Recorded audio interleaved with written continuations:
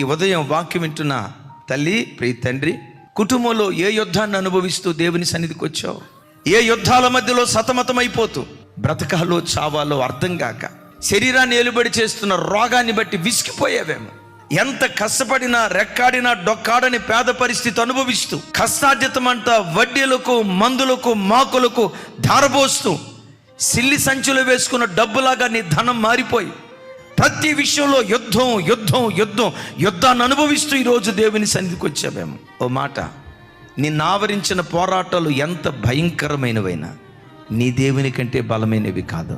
దేవుని సన్నిధిలో మోకరించి, ప్రభా నా ఇంట్లో ఈ యుద్ధం ఉందయ్యా, నా కుటుంబంలో ఈ పోరాటం ఉందయ్యా, ఈ యుద్ధాన్ని నేను చేయలేనయ్యా అని దేవుని సన్నిధిలో నువ్వు మోకరిస్తే పరలోకమందలి దేవుని సన్నిధి నుండి ఆశ్చర్యకరమైన సహాయం నీ యొద్దకు దిగి రావటం ప్రారంభిస్తుంది.